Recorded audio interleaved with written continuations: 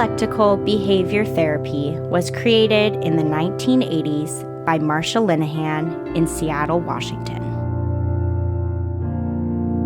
Today, DBT is taught all over the world. We're two therapists who believe everyone can benefit from DBT skills. I'm Kate.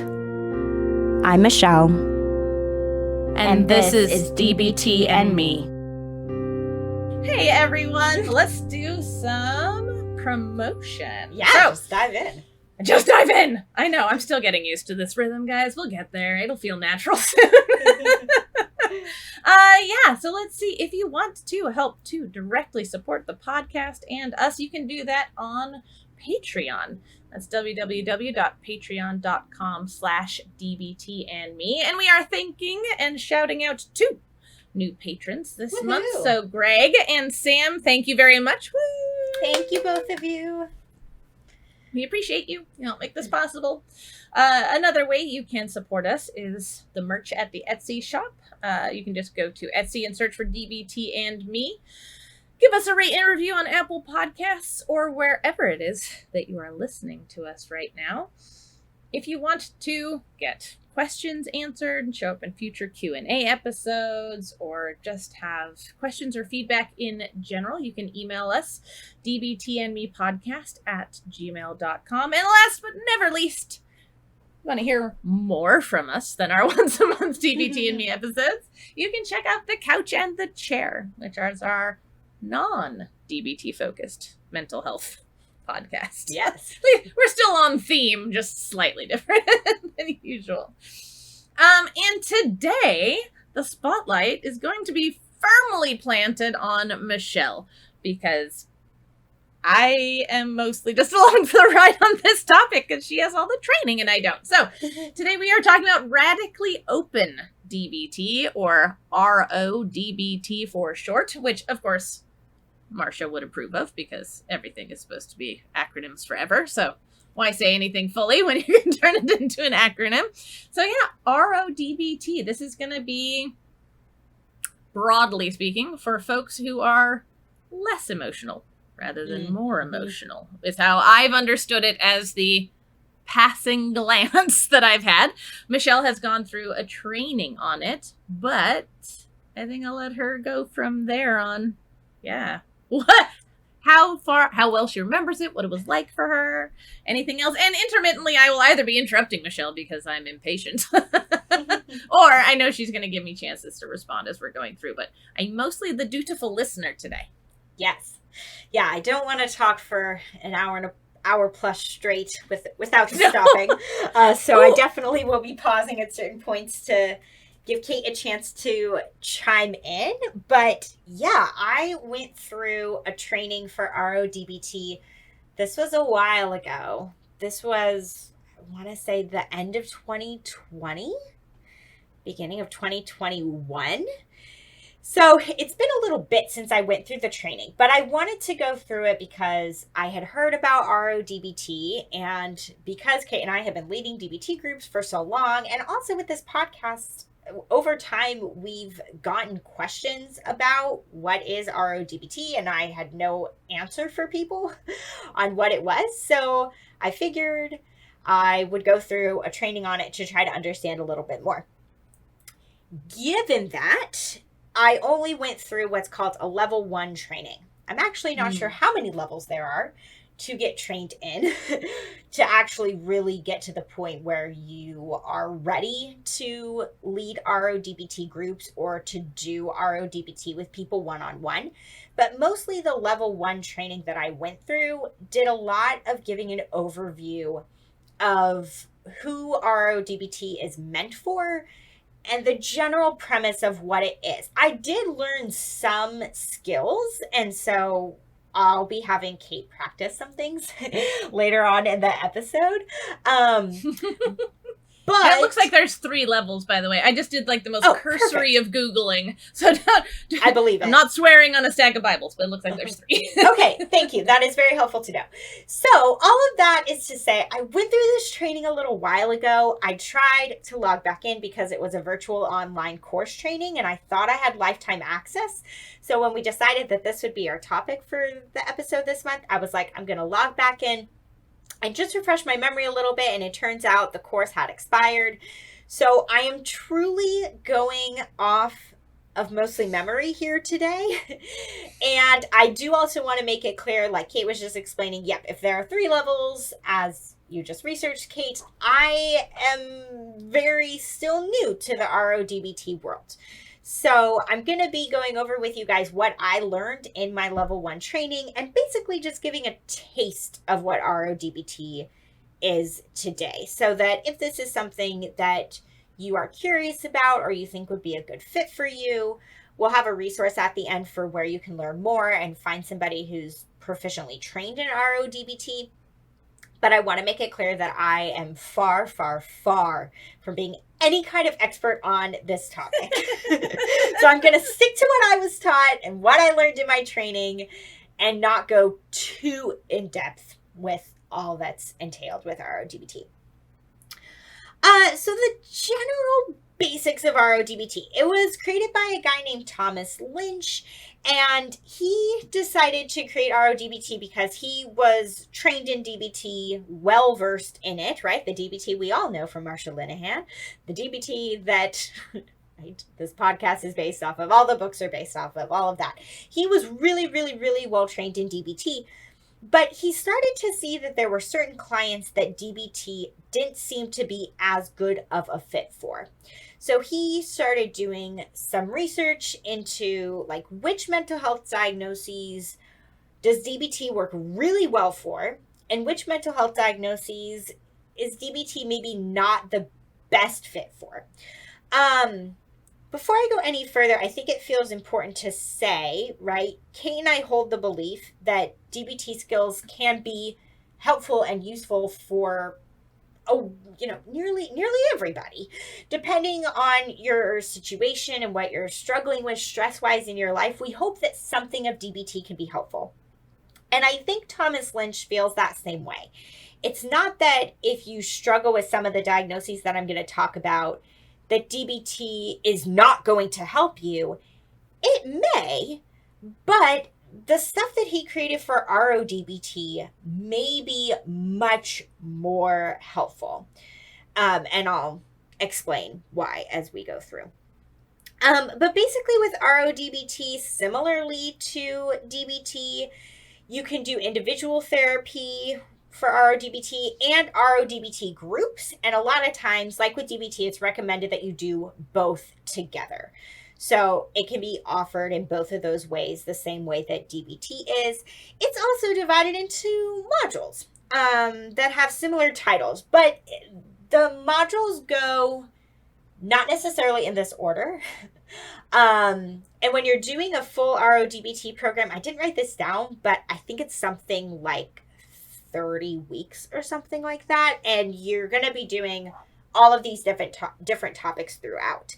So RO-DBT also focuses on mindfulness. The way that DBT talks about mindfulness, though, is really noticing, right, through observing, describing, and participating, noticing what's going on in your environment externally is more what DBT mindfulness focuses on. You can absolutely apply those things internally, but I think DBT really talks about mindfulness in terms of like how can it ground you and center you in the environment that you're in. Whereas RO-DBT talks about mindfulness as being a way that you can focus more internally about noticing your wants, noticing any like impulses or reactions you're having. That's really more the intention of mindfulness with RO-DBT. But yeah, talks about mindfulness, talks about interpersonal effectiveness, which really hones in on how to be socially connected with other people.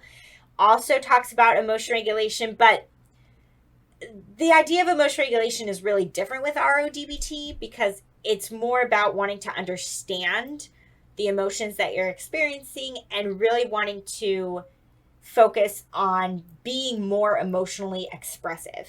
Emotion regulation is like, okay, you're feeling an emotion at like a 9 or a 10 and you're expressing that emotion at a 9 or a 10. Okay, how do we rein that in a little bit?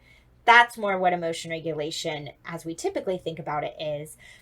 With an RO-DBT, it's a little more like, okay, if you're feeling emotions at like a 2 or a 3, how can you maybe actually experience those emotions more? How can you really let yourself feel more of what you're feeling? So it's different than DBT, but there is that piece of it. And then also there's a module that's called Radical Openness. So, right, the RO and RO-DBT, radically open DBT, this is a core concept of what RO-DBT is all about. And it's different than the concept of radical acceptance. So with radical openness, the idea is that we don't see things as they are, but rather as we are. That's a direct quote from the RO-DBT curriculum that I was able to find. So with radical acceptance, it's all about being able to focus on what is. What are the facts of the situation? And we need to accept the situation for what it is. The idea of radical openness is that we all see the world through a unique lens based off of our life experience. And it's getting more comfortable with us understanding the lens that we see the world through and recognizing that everybody has a different point of view, and being comfortable seeing things as we do and being more subjective than objective. That's really what we're talking about there with the idea of radical openness. So I'll recap that real quick. So basically, RO-DBT focuses on mindfulness, interpersonal effectiveness, emotion regulation, but it's really like emotional expression, and then this concept of radical openness. So whatever skill you're learning in RO-DBT, whatever week you're on out of all of the weeks, you're focusing on one of those 4 things, basically. So one of the big things that I really want to talk about today that I hope will be most helpful for our listeners is determining whether RO-DBT is something that you could benefit from and something that could be helpful for you. And this was a the concept that I'm about to talk about of over control is one of the big things that was talked about in the training that I went through. And a lot of what Thomas Lynch's research focused on was determining who struggles with over control, which is a term that he kind of classified people under, right? This umbrella of either you struggle with over control or you struggle with under control. So I want to dive in a little bit to like what is meant by each of those 2 terms. So under control, if that's what you struggle with, this is what we typically think about for who would be a good fit for DBT as we know it. So diagnostically, right, if we're looking at it through a mental health diagnosis perspective, yep, borderline personality disorder, hands down. People with that diagnosis tend to struggle with under control. I would also say too, like if you struggle with anxiety, and what we're meaning here by under control is a lot of like living in your emotion mind. Basically, you feel something, you think something, you do something. Like some words here would be like reactive, chaotic, volatile, right? Like definitely that those words don't apply to everybody.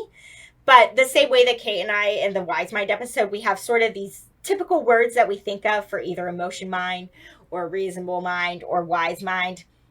These would be pretty classic words for under control.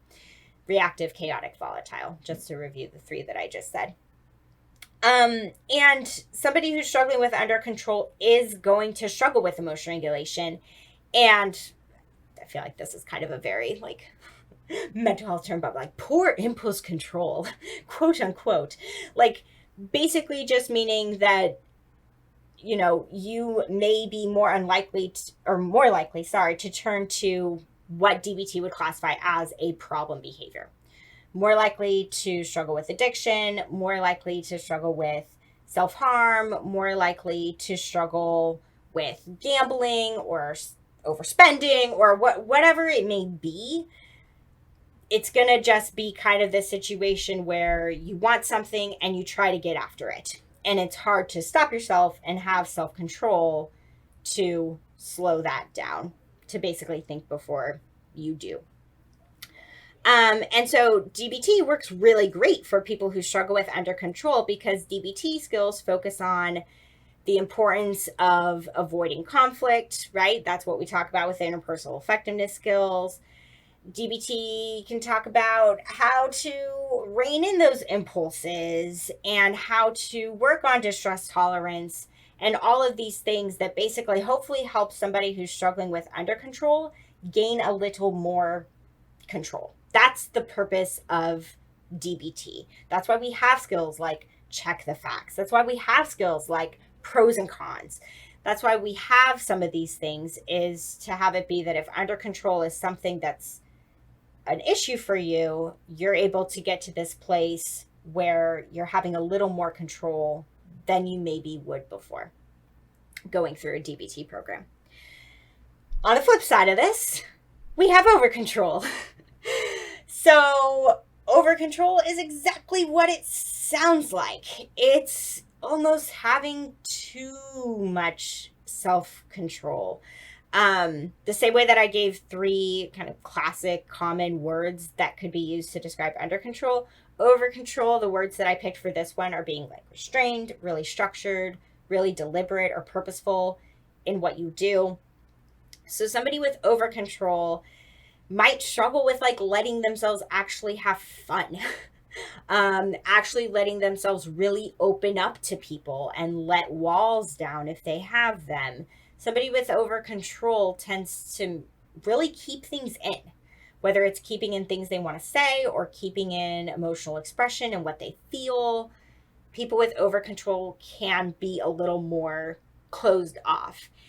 And so when you're struggling with things like this,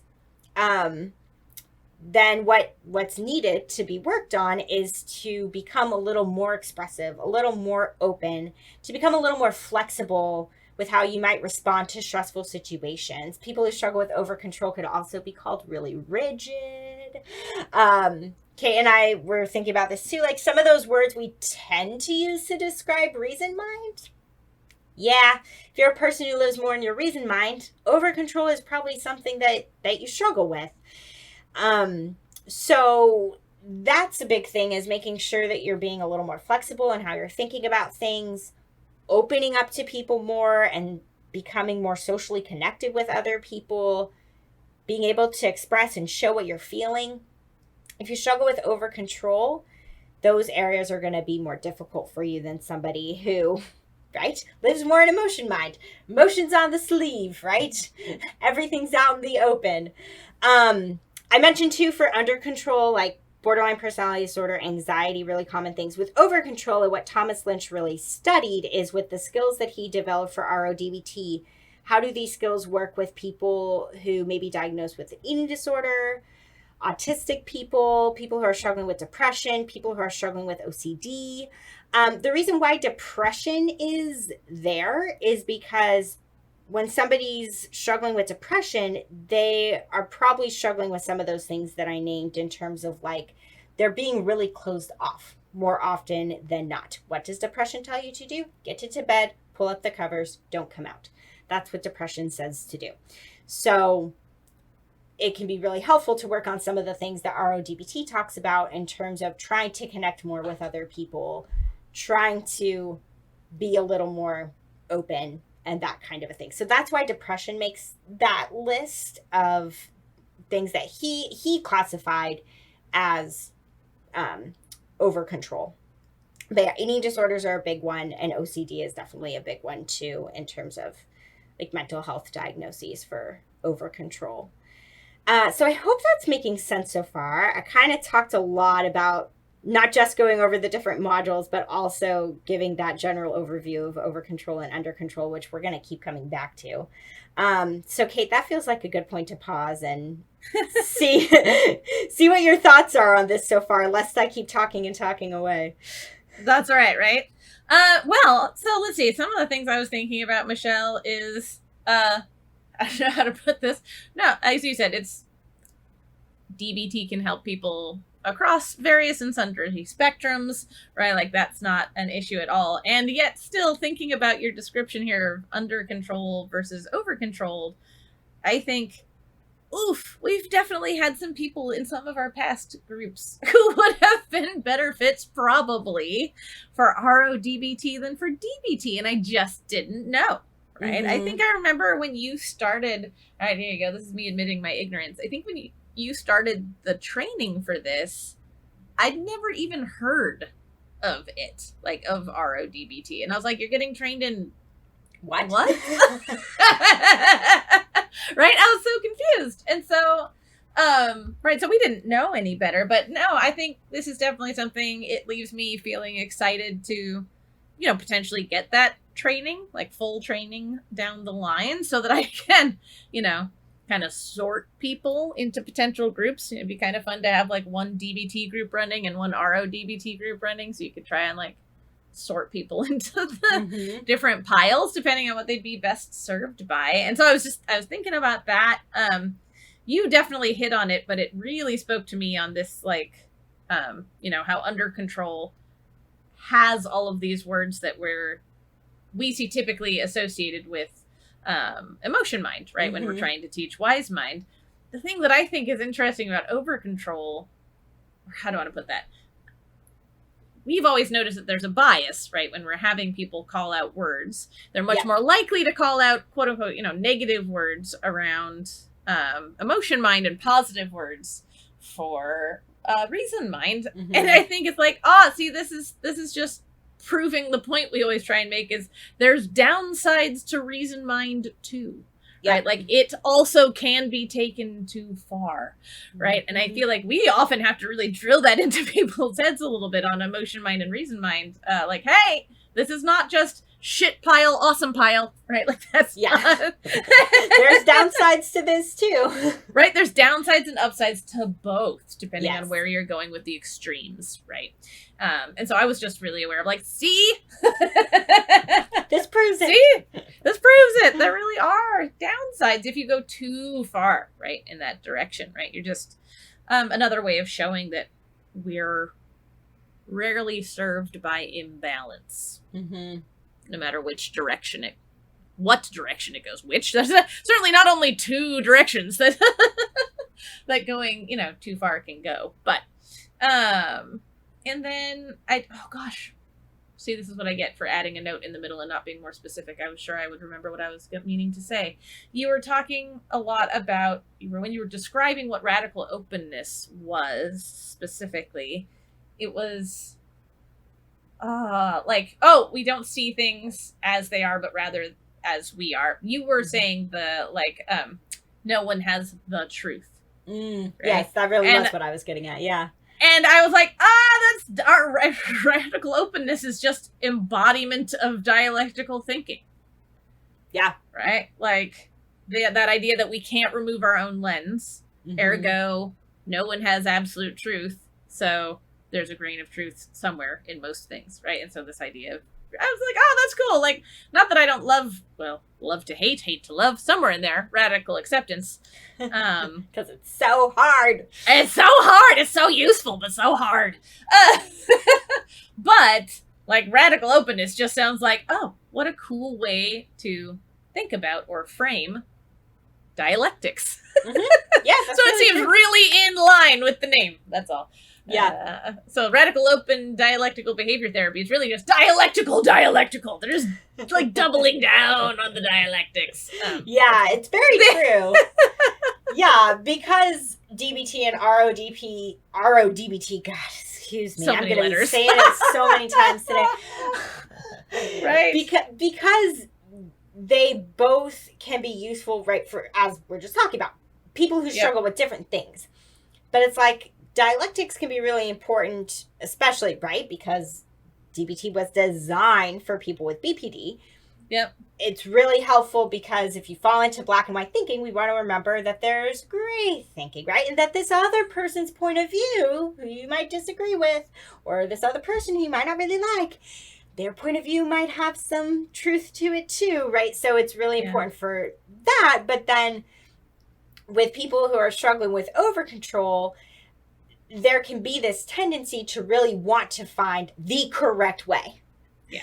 And the whole premise of radical openness is reminding you, like, there's not one correct way. So the dialectical idea is really important for both groups of people, definitely. Yeah. Something came up for me too while you were talking, Kate, which is that, you know, when you have expressed an interest in maybe wanting to learn more about RO-DBT and being curious about it, one of the things that's talked about in the training that I did is that the group facilitators for RO-DBT need to be really comfortable modeling this openness that people with over control struggle with. And when I went through the training, I was actually thinking, I was like, oh my gosh, Kate would be such a perfect facilitator for RO-DBT groups because, like, you don't wear shoes, which people might be like, she doesn't wear shoes, right? Because people with over control tend to really focus on what is socially acceptable. What are you supposed to do? So if you violate like the judgments of others, I imagine, right? Because I'm totally walking around getting judged all the time. That's real. That's 100% true. Yep. Yeah, like you would really be able to model the openness. And then it kind of got me thinking too about the fact that, you know, you and I co-facilitate DBT groups. Let's be honest. I struggle with over control. I remember going through the RO-DBT training and be like, this is me. Which is maybe why it shed some light on it for me of why there were some DBT skills that didn't really feel, I guess, like a struggle for me. Like it felt like skills that I was kind of easily able to do. Like, oh, I can easily think through pros and cons. I can easily, like, because for somebody who struggles with over control, you tend to know that answers in a way, but then it's being able to let go of what you know and be open to what you don't know. And so I think it just kind of helped me understand why we do make such a good team, because you struggle with under control and I struggle with over control, and we can each set an example of that. Like I bring a little more regulation to our groups and you bring a little more fun and liveliness. And I mean, that's true with the podcast also. So it's just, it really makes sense when you look at both of these sides of things of like, oh, somebody who struggles with over control needs somebody who's a little more outside the box, and people with under control need an example of somebody who's someone in more the reined box. in. Yeah, exactly. That's what's needed a lot of times. So yeah, no, I like it. You are my tether to the box. Yeah, there you go. So I don't go too far afield. Yeah, but they did. They like talked about that. I wasn't going to talk about that today much in what I'm sharing with the material, but that is a thing that they talked about of like, if you are a DBT group facilitator, you are going to need to lead RO-DBT groups completely differently. A different persona is needed, a different demeanor. That makes sense. I like it. That's interesting. So the next thing that felt really important to talk about with over control is how does this happen? Like what leads to somebody struggling with over control? And so I'm going to talk a little bit about that, and then we'll spend the last piece of today focusing in on what are some skills or what are some things you can do if you struggle with over control. But why does this happen? What are the ingredients that when you throw them into a bowl and you mix it all up, how do you come out with somebody who struggles with over control compared to somebody who might have a hard time with under control? And the training I went through for RO-DBT really did a nice job spelling this out. And again, it helped me understand for myself why over control is something that's hard for me. But the first thing that it talks about is that some people, not everybody who struggles with over control, but many people who struggle with over control might just have a brain that's a little more naturally wired to find the negatives. Now, this is extremely adaptive. Our species survived because there were people who, when there was a rustling in the grass, thought, it's going to be a wild animal that's about to eat me, I better run, versus the people who might have been like, oh, it's just the wind. No big deal. And then if it was a wild animal, those are the people who got eaten. So focusing on the negative is not always a bad thing. Of course, it can be when it's taken to an extreme degree, or when it's the only place your brain goes to and you have a very hard time finding the positive or seeing the glass as half full. That's where it can become a challenge. But a lot of people, and you'll see this from a really young age with certain kids' temperaments. Some kids, right, they label them slower to warm up. It's kind of the term, right? They look before they leap. In new situations, they're a little more cautious. They just take their time a little more with things. You can see from a really young age whether a kid is more over-controlled or under-controlled. And Thomas Lynch did a lot of research about this and found a lot of other people who had generally researched this idea of temperament and that kind of a thing. Mm-hmm. And he sort of thinks of this as like, if you're the type of person who sees the thorns but not the flowers, rather somebody who sees the flowers and not the thorns. So that can sometimes be what it is. It's just your brain is more wired that way. It's just a bit more ingrained in who you are and your personality. The other piece of this is growing up in a family or being a part of a cultural group that really value self-control, or being raised in a family where your parents were super critical when you would make a mistake.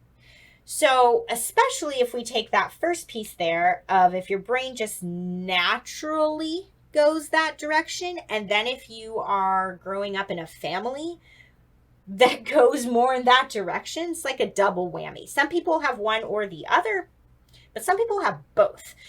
And that's definitely gonna more than likely lead to some over control stuff happening. But for me, it was definitely number two. My mom kind of just veers a little more on the critical side of things, or like if you have a parent who struggles with over control and that's what you witness, so you're seeing these adults in your life go through the world in a more over controlled way, that's what you're going to learn, how to go through the world like that.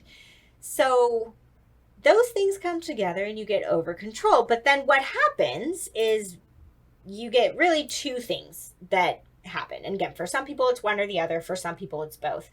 The first thing that can come out of these things is that you might really want to avoid taking risks because you don't want to mess up.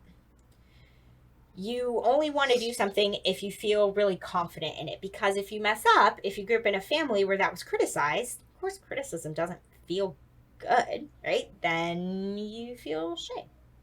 Nobody really wants to feel shame. So you just don't do something. If you're like, oh, that's new, that's scary, I don't understand it, I'm just not going to do the thing. So it can look that way. You're just less likely to take risks. The other thing that can come out of this is that when it comes to forming relationships with other people, you're probably not going to be as open and vulnerable. Why would you if you're used to people that you grew up with being really critical of you? You don't want to, like, we all have flaws. We are not perfect. But if you've grown up in a family where you've been taught to hide your faults and flaws at all costs, then that's going to make it hard for you to want to open up to other people.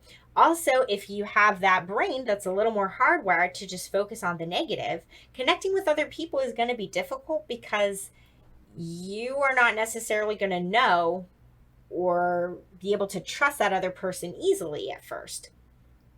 You might just be worried about this person's going to hurt me, this person isn't going to understand me, and just be really worried that the relationships that you form are going to go south at some point, because that's where your brain goes. Your brain might naturally go to, oh, I said something, they made a little bit of a weird face, oh, they're not going to want to be friends with me anymore, right? Rather than just being like, oh, it was a simple miscommunication. Not a big deal. Person who struggles with over control is going to be like, now this relationship is done. Now this friendship is over. Because of that going to the negative headspace kind of a thing.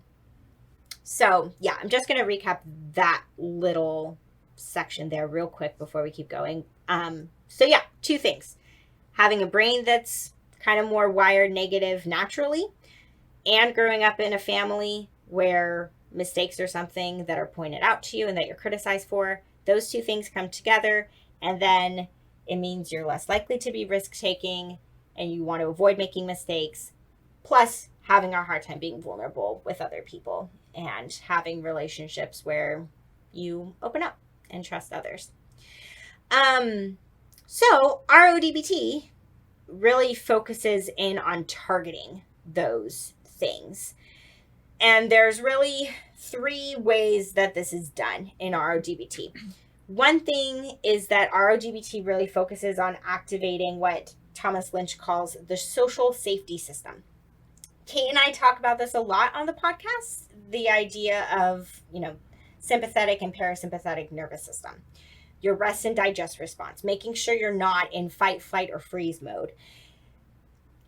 A lot of people who are prone to over control, they hang out in fight, flight, or freeze a lot. And that's how they make sure that the best way I can think of put it is like keeping control of themselves. But like, that's how they're scanning for danger at all times. It's because their senses are always up. What could go wrong? What did I do wrong? And so RO-DBT really works on making sure that you know how to get into a state of being where you're a little more calm and relaxed and open, and just think of like deeper breaths, right?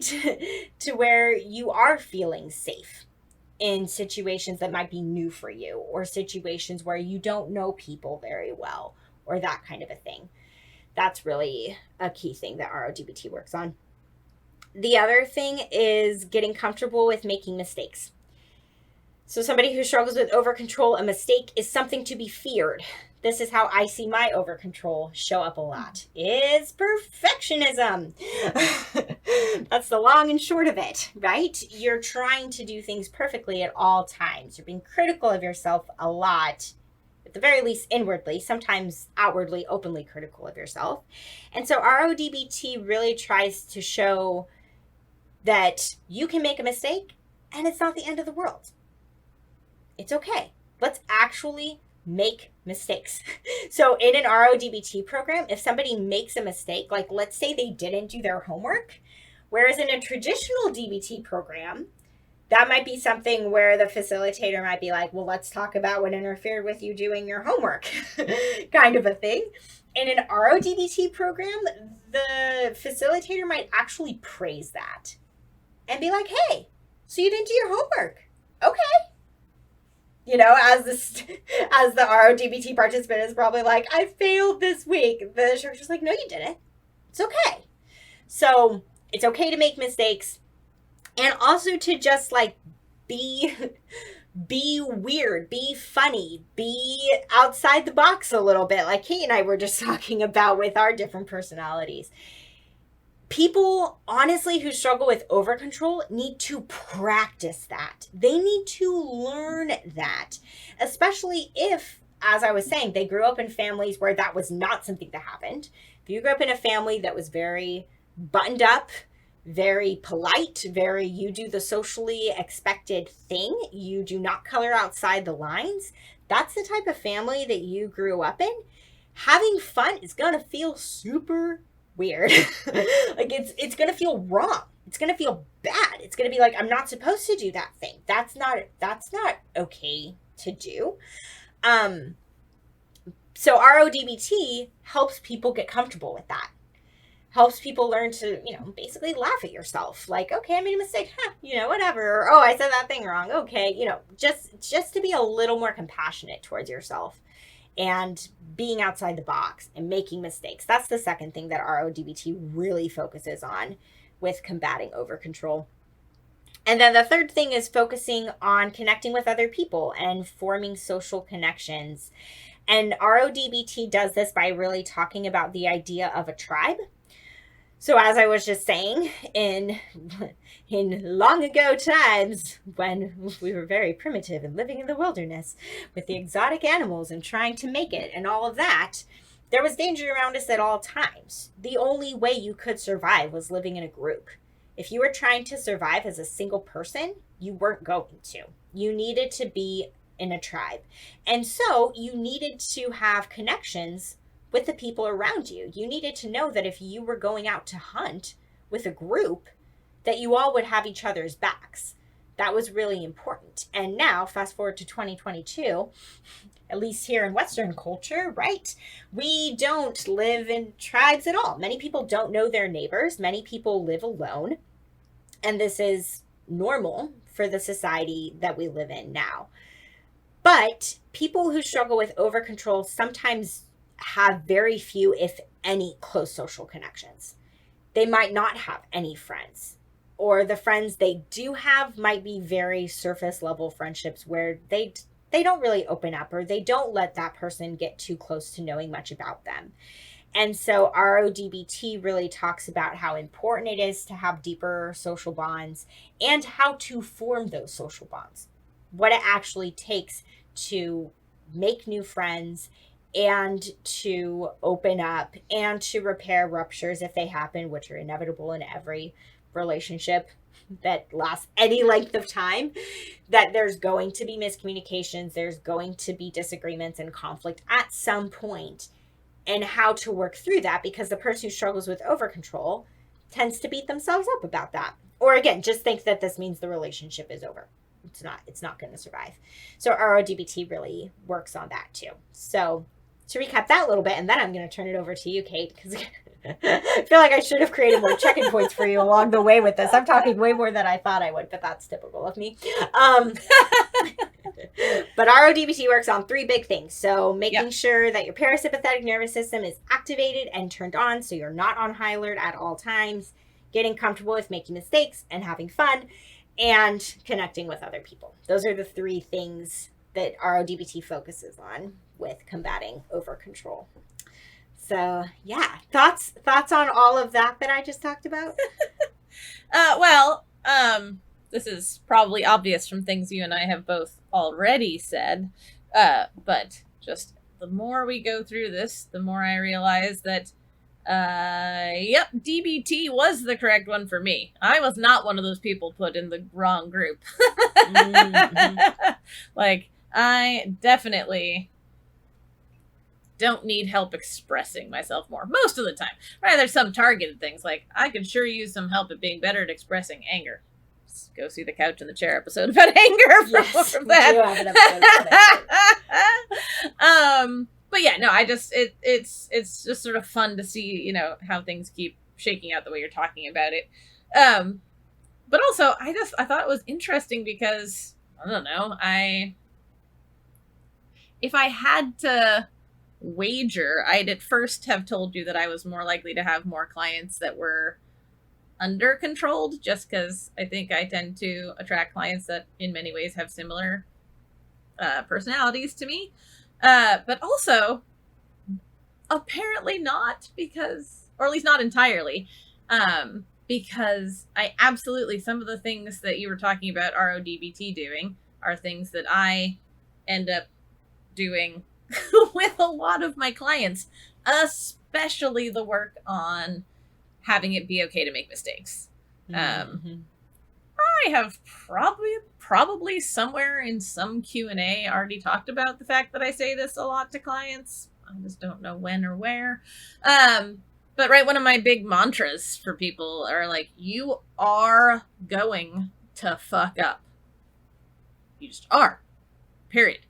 Depending on how small of a scale thing we want to count as a fuck up, you fuck up every day. I fuck up every day. Every human that is conscious and like doing things fucks up every day, right? And so it's unavoidable. And so trying to get comfortable with that, right? Trying to lean into a place where it's not don't make mistakes, but how do I respond when I make a mistake, right? So you're prepared for the inevitability of fucking up, because of course you're going to, being human and all. So anyway, I just thought that was really interesting, because my goodness, do I do that work with an enormous percentage of clients that come through my door.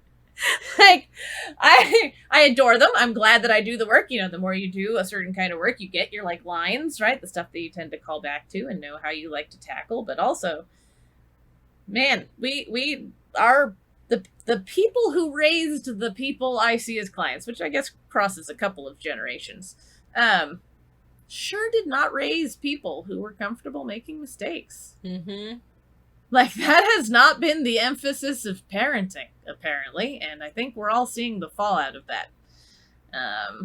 It's not celebrated that you make mistakes, and I think it ought to be, because as you talked about, right, like, a lot of times you make mistakes because you're taking risks, right, because you're trying something new, because you're pushing yourself in some direction or another, and by discouraging mistakes, I think we discourage a lot of personal growth, and self-compassion. Yeah. Because, hey, you're going to fuck up. You are. You just are. At best, maybe you can choose how you fuck up. Maybe. Like, what direction you're going to fall off your pedestal. Yeah. Yup. But it's coming down.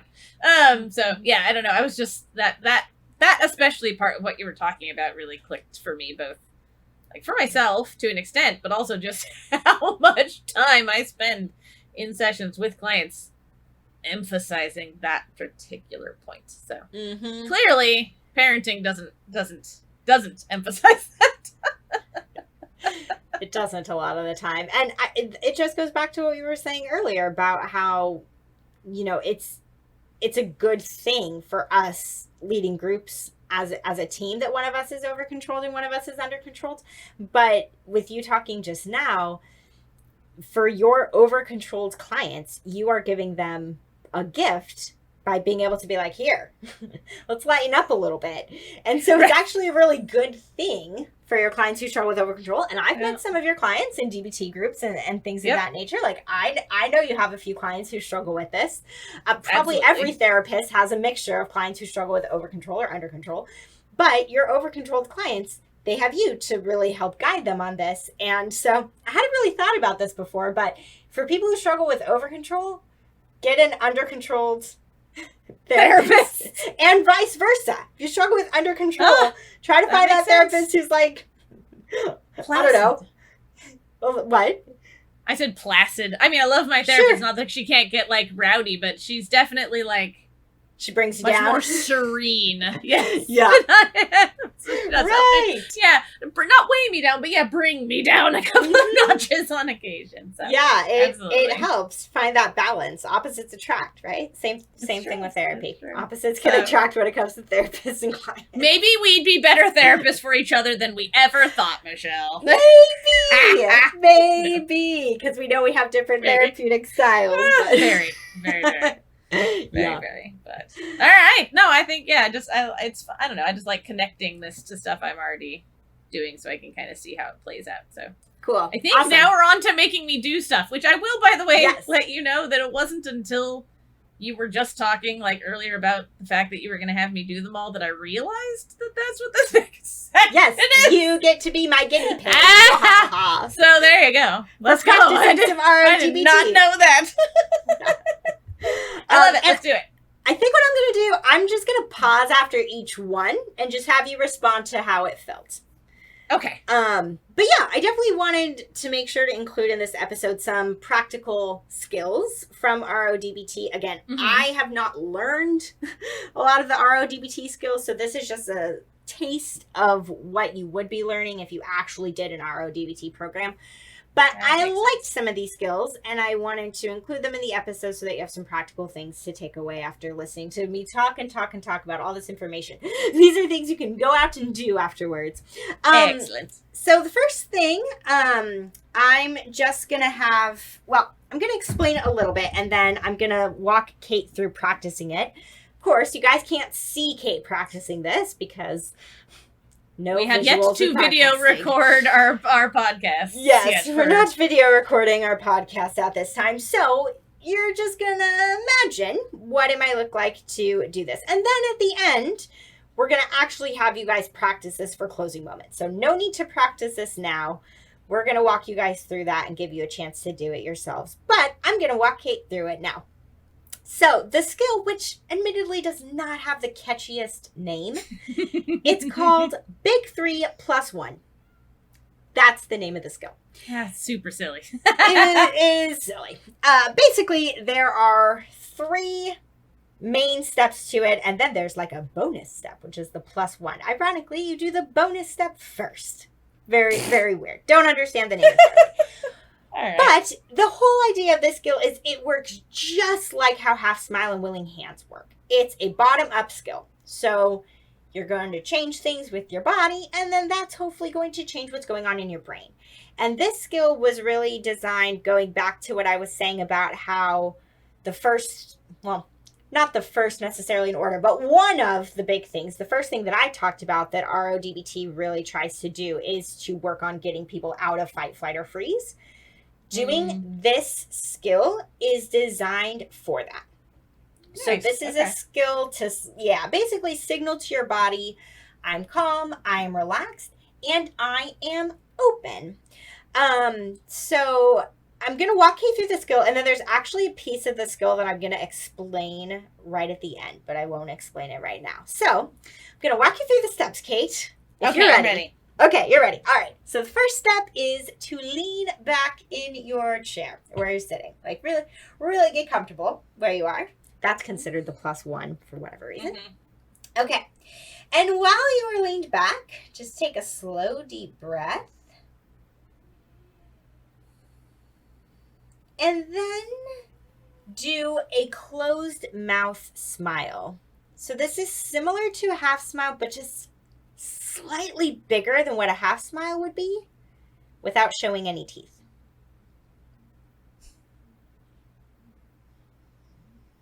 And now raise up both your eyebrows at the same time and keep them there for as long as you can. Okay, cool. That's good for now. So give an overview. So the comment that I'll make real quickly. So with that last piece about raising the eyebrows, in RO-DBT, they call it an eyebrow wag, which just makes me think of like somebody trying to do like a cheesy pickup line on someone and like raising and lowering their eyebrows really quickly, being like hubba, hubba, like that kind of thing. That is what an eyebrow wag is. That's why you think that, because that's what it is. That's what it is, yeah. And the idea behind it, like the same thing we say with especially half smile, is if you are half smiling for a while and it starts to get tiring, you can, of course, lower your eyebrows, and then you might want to raise them back up. Because ideally, you would do this for about 30 seconds to have the desired effect of actually calming your nervous system down somewhat. But I did not know this before going through RO-DBT, because I thought that we just had eyebrows, like the purpose behind having eyebrows as a whole was just to like keep shit out of our eyes, basically, like keep debris and stuff away. And sweat, right? But actually, the bigger reason is it is a social signaling thing. Like, eyebrows really tell us a lot about what a person is feeling. Yeah, I mean, like, I knew that, but I didn't know that's why that was their purpose, but that's cool. Or whether somebody is surprised or scared. Yeah. Or, like, impressed or whatever it is. Mm-hmm. Our eyebrows actually do a lot to convey what we're feeling to other people. And so the idea behind this of raising your eyebrows is that when our eyebrows are raised, that signals to our brain, oh, we're a little more like open. Like a lot of times when you're in a good mood or you meet somebody new for the first time, who you like, you're getting along with, your eyebrows are more likely to be raised. If you meet somebody and you're like, I don't really like this person very much, your eyebrows are more likely to be like lowered and scrunched a little bit. So it was something I had never thought of before going through the RO-DBT training. But that's funny. Eyebrows say a lot about what we're feeling.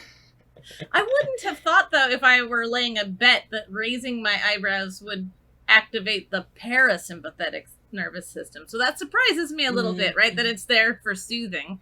Because I guess it's not freaking out, but the only thing it makes me do trying to keep my eyebrows up the whole time is it just makes me giggle. Like, I don't know how I would do that for 30 seconds without laughing. But that's part of it.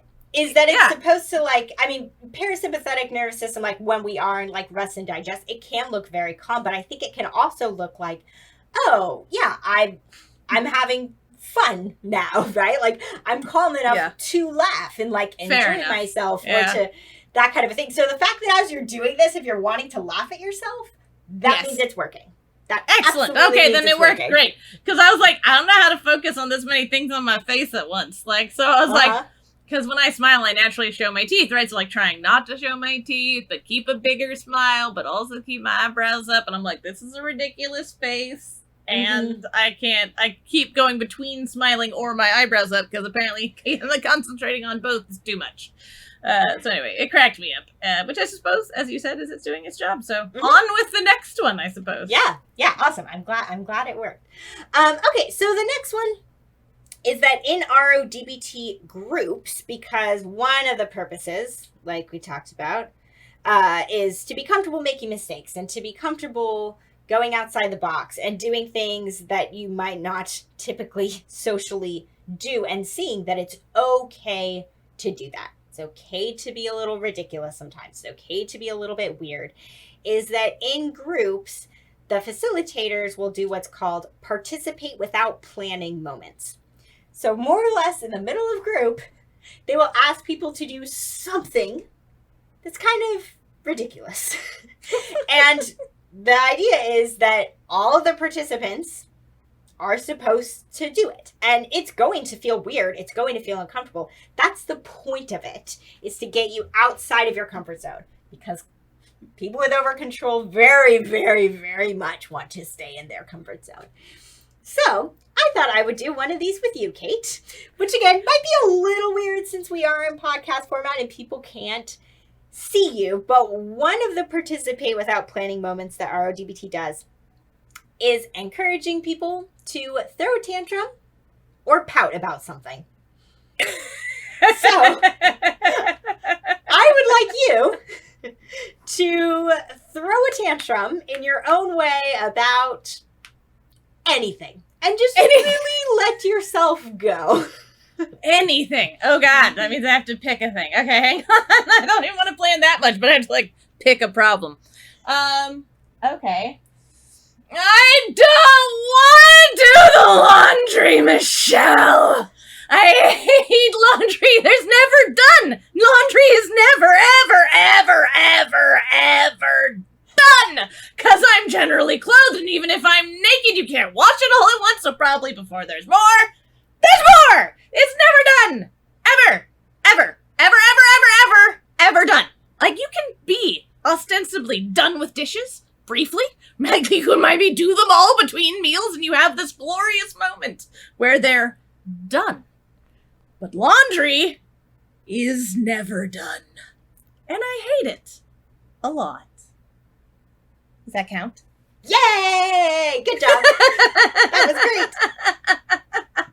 And super authentic. Fuck laundry. But because it's never anyway. See, it's never done. That's I feel that. That is the heart of Kate. Also, because then you have to do more. It's clean, and then you have to fold it or hang it up. And anyway, and while you're doing that, you throw your dirty clothes on the floor because you can't put them in the laundry hamper on the clean clothes, and it's just it's the worst thing. I hate it. It's the worst adulting. I mean, it's not actually, but it's bad. It's up there. Nice. With opening mail. Oh, I love opening mail. I hate opening mail. That's a problem. Anyway, all right, so there you go. I felt like I ought to make you do that because I think you'd have a harder time. Well, yeah, for people who struggle with over-control, doing that is a lot harder. I sing full throat to songs I'm listening to in my headphones in the middle of public parking lots, though, so it's probably harder to get the desired impact on me. But you did it. I did do it, and it was fun. Good. Awesome. Because, like, the whole premise of this participate without planning moments, I think really this one, to super hone in on it, this idea of throwing a tantrum, is that think about when we are young children. Mm-hmm. And we're going through the world, and we are just constantly saying or doing whatever we think and feel. That's why we have that expression of, out of the mouths of babes. Because kids just say what they're thinking. They don't think. Right? A 3-year-old does not think, oh, I am in public, people will not like it if I start to scream. A 3-year-old does not care. A 3-year-old's just like, I want that toy, right? And the idea behind this is that it gives you just this moment in time to not be so restrained, to be in a way like a little kid again. And there's something very freeing about that. Absolutely. Yeah. Yeah. Very freeing about just like letting it all go for a minute and just being, excuse me, I got something in my throat, being a little more unfiltered. Yeah. No, I was just, and it felt good and I enjoyed it. And I'm a big fan of like hitting things with pillows, throwing bedding, stuff like that.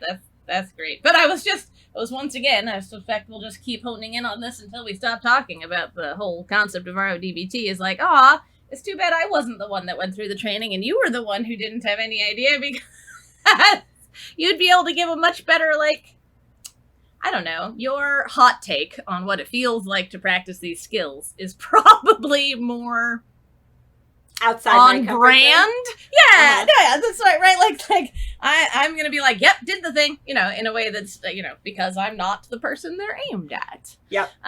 So just another moment of like, maybe someday I'll get to make Michelle throw a tantrum.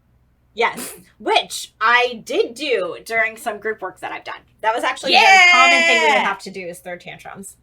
Nice. So I have had the experience, and it is very, very freeing. Highly recommend.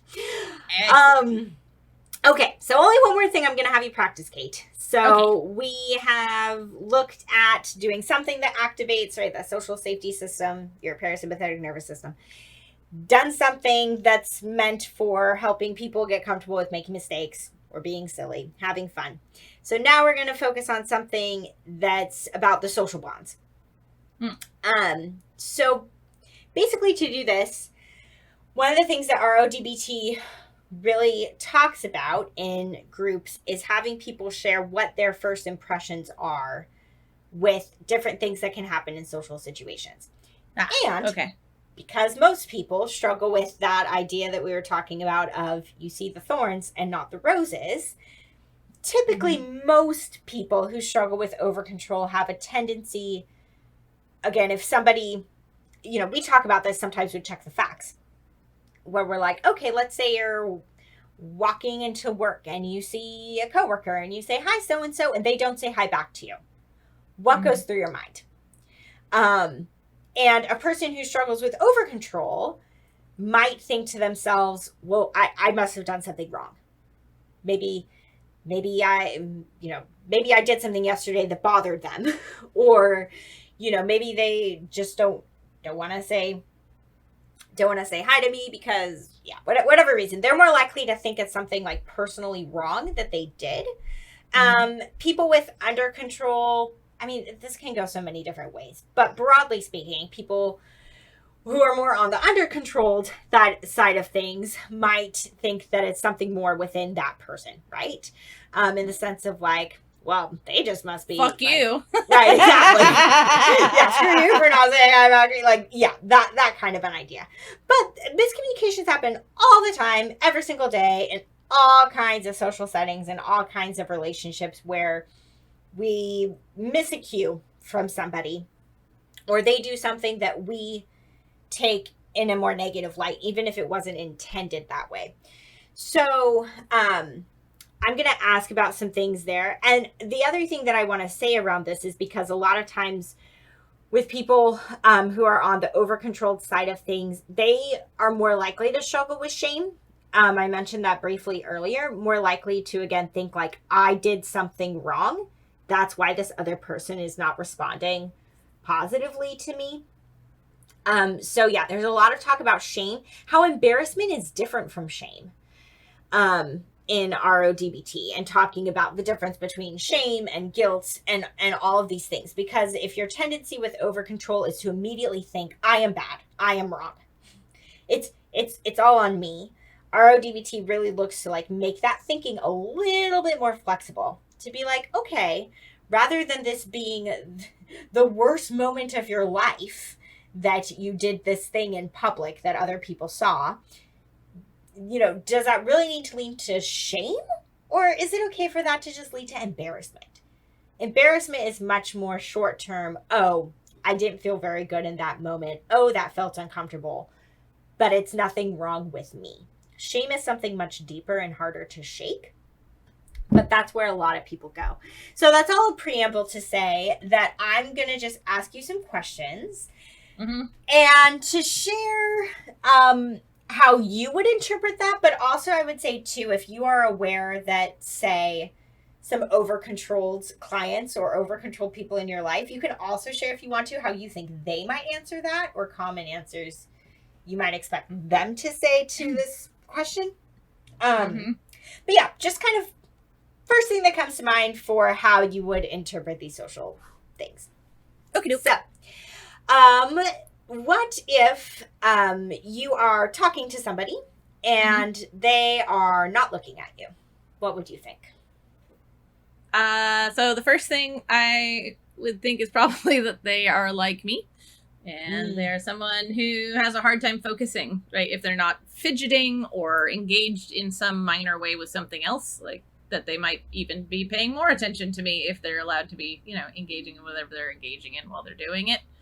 I think somebody less like me might think, for instance, that they're being boring, right? That the That's person's what I not was going to say. Yeah. Like, oh, I must be being boring. I must be boring them. They're not interested in what I have to say. Some version of that. Yeah. Yep, definitely. Which is probably means I've given that impression to a lot of people, and I'm so sorry. You're like, it's not what I meant. Yeah. It's not what I mean. What if you smile at somebody and they don't smile back at you? Ooh, that's going to be real context dependent. And I think it scales. If it's a stranger, I'm way more likely to be like, oh, somebody must be having a rough day, right? Like, about the other person. And if it's a really closer or intimate relationship, I am actually more likely to go down the, fuck, did I do something? Right? Like, are they unhappy with me in some way? So I think that's gonna vary super wildly for me depending on the context. So I can see it going the whole gambit from, essentially, well, screw them, to, oh shit, right? And anywhere in between, really. Yeah. Yep. Yeah, I'm trying to think of, for me, like, I'm imagining myself in a situation where, if I'm smiling at somebody and they're not smiling back, I think, like, part of me would wonder, like, okay, they might just be having, like, a really bad day kind of a thing. But I think another part of me would feel like, especially if it's a stranger, like, I imagine, like, there's this trail to walk near my house. And so I try to say hi to people, like, when I pass them on the trail. Like, I try to smile and be like, oh, hello, that kind of a thing. And I think also there would be this part of me that if somebody didn't smile back at me or did say hello to me, I think I would also think to myself, oh, maybe I should be keeping a little more to myself, or like maybe I don't know, overstepping, even though it's such a simple, like, kind human thing to do. Like, oh, maybe I shouldn't be engaging with I totally get, I do the same thing, and I get, in my head at least, my response is super snarky when people, like, don't respond to that. I'm like, Jesus Christ. Like, well, there you go. That's me. That is one where I'm super definitely, externally focused. Like, Jesus Christ, just say hi. I'm not trying to, like, sell you on a new pyramid scheme. Yep. I would probably be like, okay, maybe I shouldn't have said hi. That's where my brain would go. But again, that's under control. Right? Exactly. Yeah. Yep. Exactly. Okay, last one here. We're going to think about this in pre-COVID times. Before we were living in a global pandemic where this was a thing we were discouraged from doing. What if somebody refused to shake your hand? Like, you stick out your hand to them and they refuse to shake your hand.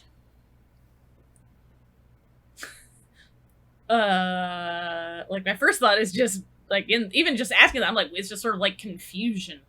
Like, I sort of suspect that if someone is going to refuse to shake my hand, I would already be expecting that response.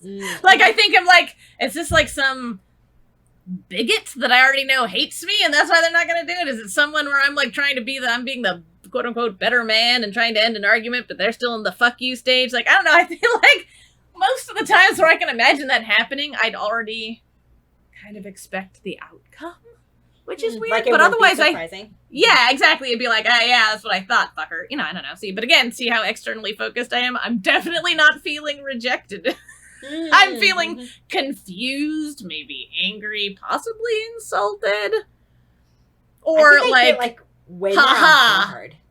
Do you? Oh yeah, no. Yeah, for me a little bit. Like if I'm meeting someone for the first time and I like go to shake their hand and they like, I don't know, don't want to shake my hand back or something, I think I would just be like way more guarded around them in the future for some reason. I can't even really like, pinpoint why.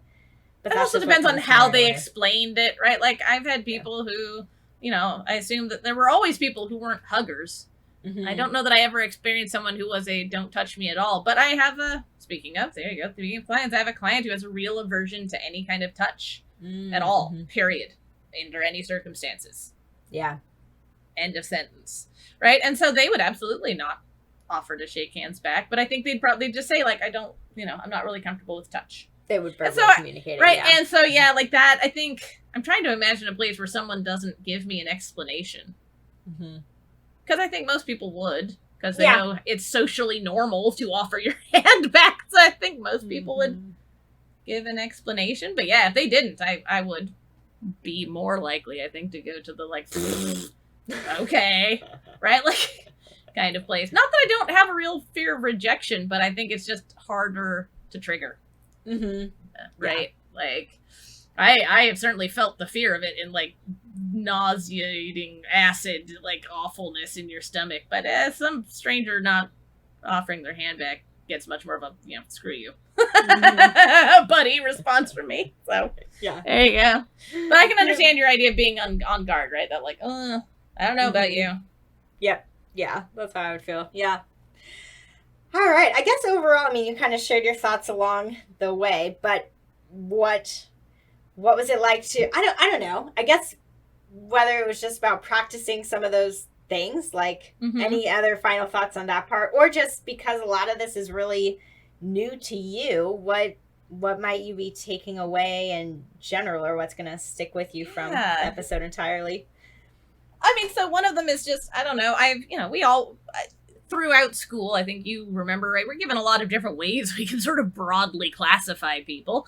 And I don't know, I appreciate having the new lens of that sort of over-controlled, under-controlled. That's not a lens I've had to apply to folks, and that makes a lot of sense to me. So I'll definitely take that away as like a tool, I guess, in a way of like kind of sorting clients to maybe have a guess at what kind of interventions are going to work better for them. Because I'm certainly familiar with like internal and external locus of control, right? And that's a way I already sort of sort people. And I don't think this is the same, but it's another lens, right? It's another way to view folks that I think could be helpful for, planning different kinds of interventions. Entertainingly, I have one client on my caseload where I feel very consistent. Apparently, I suggested that he go through RO-DBT several months ago, and then recently, because we were doing this episode again, I was reminded of like, have I suggested RO-DBT? Because I think it'd be a really good match for you. It's like, yeah. So I was like, at least I agree with myself. And so I still think I do have some clients, I think, on my caseload right now that would specifically benefit from going through an RO-DBT program. So yeah, one is just like a tool, right? That sort of way of sorting folks, I think will be really helpful. I think it's always a good reminder.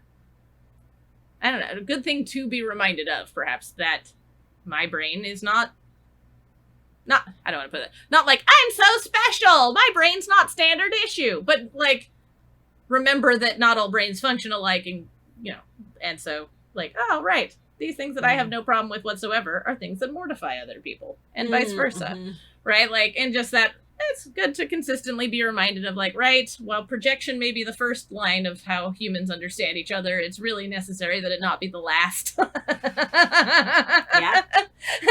Because if I just go around projecting my own shit on, shit, doesn't have to be shit, my own anything on other people, I'm going to be right sometimes. And probably wrong more often than not. Because we're all special, unique snowflakes. And let's see if there was anything else. I'm just scrolling back up through the notes real quick. Well, first of all, I'm super impressed at how much you did over mostly memory, by the way. I don't know that I thanks. could design a little training there.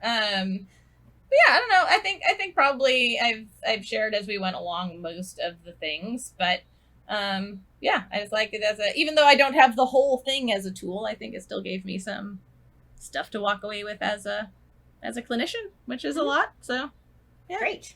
Yeah, that's awesome. And yeah, I think just that reminder, because I know that I have thought this through much of my life with being an over-controlled individual, that I've had so many people function this way. A lot of my friends, like, my parents over-controlled, had a lot of friends who veered a little more on the over-control side. It wasn't until high school, actually, where I met some more under-controlled people. And I was like, oh my God. What is this? Wait, what? You didn't study for the tests? Or what? You're gonna do what at what time of night? Like, that kind I of bet you thing? did drafts of your papers, didn't you? Oh, of course, right? Like, I have literally never done drafts for papers except for times where the assignment told me I had to turn in drafts as I went. I've never done drafts, ever. yeah. One and done. That's it. And generally in the hours very close to when it is due. That's how I've always written papers. Yeah, no. Yep. I love our balance. Exactly. I'm reminded right? of that through We're this. different people. The other thing that I didn't mention about Thomas Lynch, who created this, he shared this in the training, that he is an under-controlled human. So how interesting that somebody who struggles with under control created this, but like, of course they did. Like, he would know what do over-controlled people need to be a little more balanced. If you're having an over-controlled person, try to then help other over-controlled people. Like, you really do need that opposite. I think that's what I'm taking away from today, is that it's so important to just try to see that opposite side. So we'll just, if we ever both get fully trained in this, it'll be great because we'll still be able to bring that balance to leading groups together. Yeah, exactly. With all the over-controlled clients we have, I'm going to be like, I see you all. I understand you. And it's going to be like, now be a little more like Here's Kate. Channel your inner Kate. That's what we're here to do. Yeah. I like it. Well, I'm super excited. Oh, I know you have a resource to share, but so I'm jumping the gun. But I'm excited to be able to listen to you do a closing moment. It's a rare rehearsal. I'm excited about it. Yeah. We thought it would make sense for me to do the closing moment today. And before we get there, I wanted to share a resource. If you got something out of this today that led you to think to yourself, hey, I might want to get more into RO-DBT. I want to find a group. I want to find an individual therapist. The website you can go to, I mean, you can just search for, right, on Google, like RO-DBT therapist near me, see what comes up. Disclaimer, it is way harder to find an RO-DBT therapist than a DBT therapist. This is not as widely known. Therapists are not as widely trained on this. So maybe a bit harder to find, but the website that you can go to, so this is the website for RO-DBT. It's radicallyopen.net. And then you can click find a therapist when you're there, or go to radicallyopen.net/find-a-therapist. So that's where you can find a list of therapists who practice RO-DBT if you're wanting to dive into this. And I mentioned at the beginning, but I think it's worth saying again, if you've realized after this episode, God, I really struggle with over-control, don't give up on DBT, right? There are things from DBT that may still be helpful for you. Just know that there's also stuff from RO-DBT that will likely be really helpful for you that you can research and dive into a little bit more as well. But no, it's not a situation where you need to give up on DBT entirely just because you struggle with over-control. I've gotten so much from DBT, so there are definitely benefits there for the over-controlled folks too, but definitely the under-controlled. Okay. I guess let's move into closing moment then. All right. So it might be a bit of a shorter one today, but here we go. All right. So wherever you are, whatever you're doing, just try, if you can, to take a moment to pause. Even if you cannot literally pause what you might be doing, like if you're driving, for example, just at least see if you can bring your mind to a pausing moment for now. Seeing if you can clear your brain of all other thoughts to just do this simple practice that we talked about earlier. So, if you have the means to sit somewhere, now would be the time to do so. And if you can, just lean back where you're sitting and let yourself get really comfy. This leaning back already starts to signal to our brain that we don't need to be on guard. That we can let down our defenses by having a more open posture.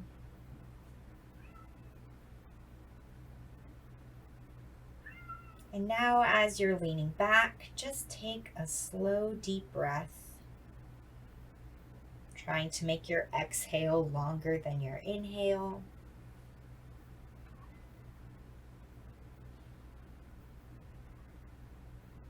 And once you're done with your exhalation, bring your lips into a closed mouth smile. If you're familiar with half smiling, try to make this smile ever so slightly bigger than what a half smile is, while still keeping your mouth closed.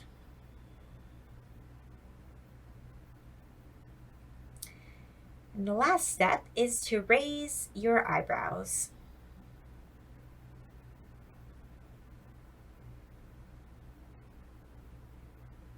And just notice how it feels to be leaning back, smiling, with this open, interested expression on your face.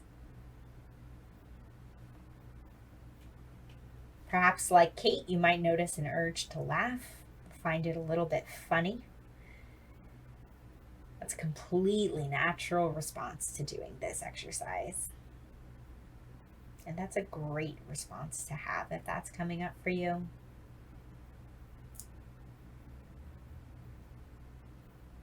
Also notice if you might have any self-judgments arising, any critical thoughts going on in your mind. See if you can just let those go.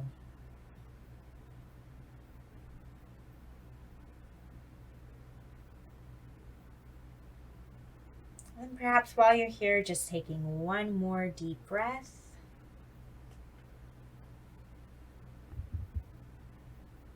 And then starting to move your body a little bit. Maybe even shaking your hands or your feet, your arms or your legs. And then, if you did have your eyes closed, opening them to come back to the room. Letting go of your raised eyebrows and your closed mouth smile.